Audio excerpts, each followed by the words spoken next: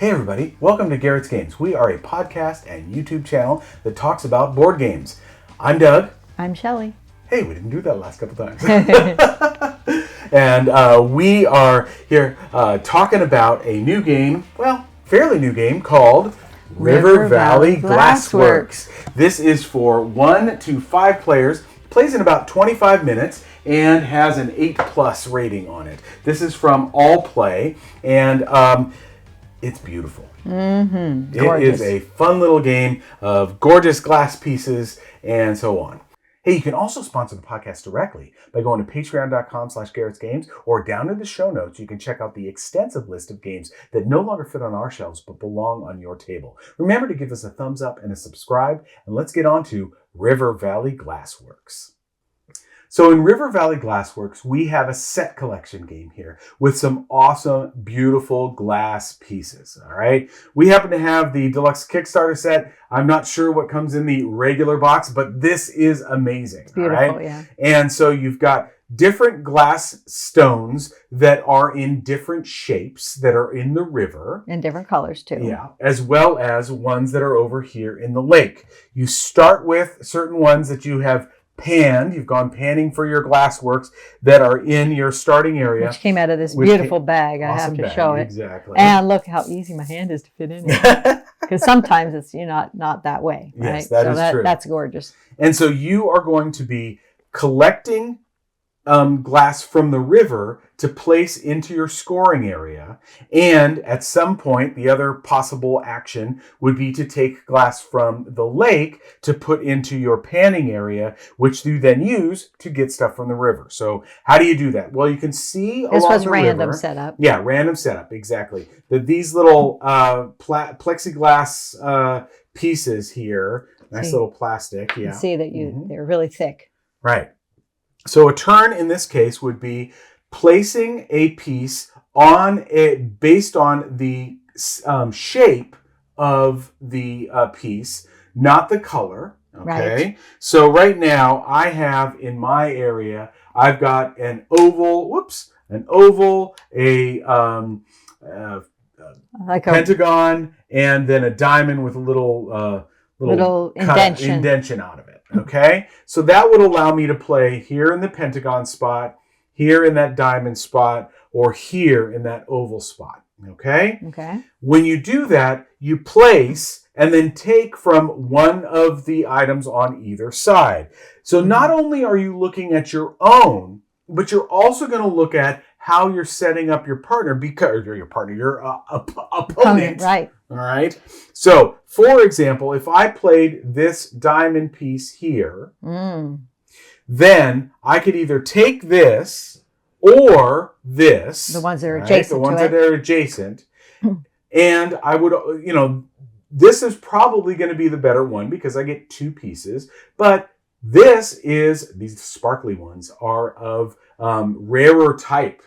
So if you look in the bottom of your area, your playing board, the most common are the white and the pink, and the least common are the orange and the yellow. Okay, so we got an orange and yellow, for example, over here. That was pretty lucky draw, really. That wouldn't be that common. So say I take this. Now I have to place these into my scoring area and into my storage area. I can choose whichever one I want to do, but each column will take one and only one color. And I have to build from left to right. So there, I'm going to place those 2 right there. And then then I'll move this, sorry. Yeah. I'll move this over. Goes slide over. this down. And then I get to replace it with what's on top. There we go. Which says and then you look to the piece before it, so only one comes out for this piece. Okay.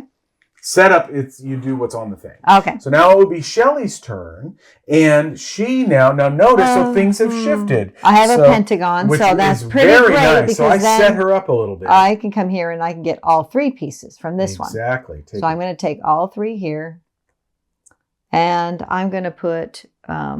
I have to put them in this order, right? I have to put Well, you have to. I have to all place the pinks from have the to smallest, or from the far left to the far right. Exactly. So I could have put these in any order, but I'm going to do it that way because they're both very common. So I think that's fine. Okay. And then this slides down and so on. And then 2 would go on to that end. At some point, we're going to want to refill our area and do a river action. Now, with our board and with the place, our little panning for the glass beads, we can only hold a maximum of 5 here, and notice 5 here in each column.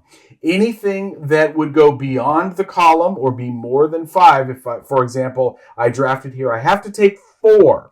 So that would mean 6 would then be in here, and I'd have to place one in my -3.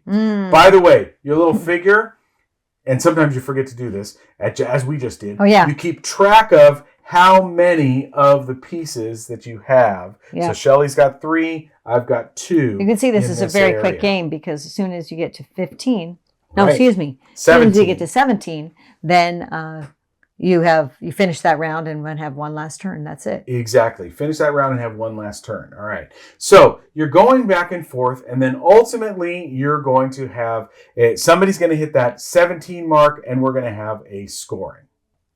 Okay, so say we've reached the end. I cleared off the river just so you could see the scoring a little bit easier here.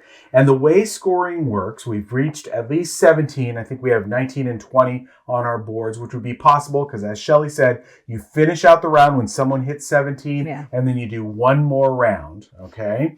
So what you're looking at is every single row will score, and your top 2 columns will score.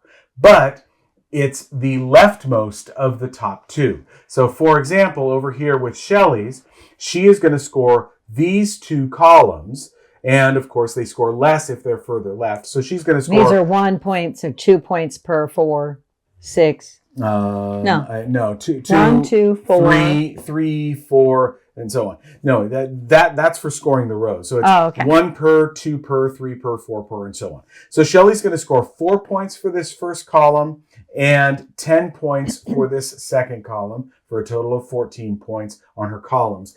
I have an interesting situation where I was able to put some things out so that I got this column all the way over here. This is worth 25 points because I got that as my most. And then this column, even though 1, 2, 3, all 3 of these are tied, it goes all the way back to this one, the leftmost that is of the tide. So this one is worth 6 points. 2 per, right. So I would have 31 points from my 2 columns. Then you score the rows. Now here, Shelley would score 22 points, as would I for the first row. Second row, she's going to score 16 points. I get 11 for mine. Because you can't skip over anything. Because you can't skip over anything. Okay. And then I'm not going to score for any of my other rows because I don't have something in these 3 spots. Whereas Shelley is going to score 4 points for this one and 2 more points for this one. So it's actually a closer game than you might think because she scored these first 2 rows and I was able to score this. Okay, so that would be how you score 2 columns and all of the rows, leaving nothing blank. Blank stops the scoring. The other thing that you can add into the game, and I'm not sure if this comes in the base set, but it's just a little deck of cards, but is a great addition to the game, is that you have, you're able to draft cards that are helpers and other ways of scoring at the beginning of the game so that you set this up for the end of the game. And so you pick 2 of them to play with, right? Exactly. You pick 2 of them. So, for example, we've got these assistants, and this one says once per game you can swap any 2 pieces in the river. All right. So that would be something. Usually these are once per game situations, one-time use, or it's worth 2 points if you don't use your helper. Most probably use your helper. Right. Exactly.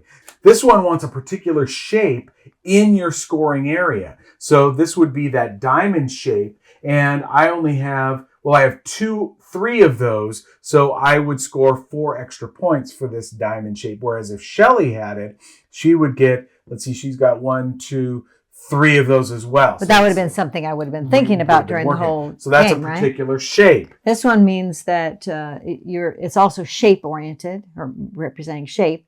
And this one is you get to take it from when you place this shape on the river, you get to take something from the lake. Right. So that's a nice one. But this one's pretty cool too, because it means that you have a special proclivity for colors, I guess.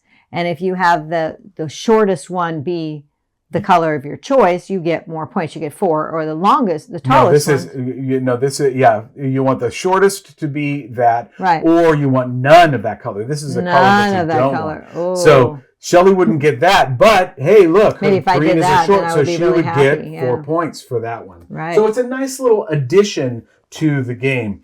This one is at game end. If your Glassworks has 7 colors, each overflow piece of an extra color, in other words, doesn't score negative. But if you're trying to get overflow, you get positive points for extra stuff. And those are kind of nice. This is, scores your third tallest column, and then you lose 5 points. So you want to make sure that your third tallest is getting you a lot of points, and so on and so forth. And this one's pretty interesting because you usually have negative pieces, or you could have negative pieces here. But maybe that's okay for you, because if you have one white... No, this is if you have 1, 2, or 3 of the different colors. Right, one white, or one pink, and one orange. You could get up to 5 points instead of having the negatives. Right, exactly. So a nice little addition to the game as well. Okay, hon. So what did you think of River Valley Glassworks? It's so much fun. It really is. It's just a fun romp. It really is. She's really good at it.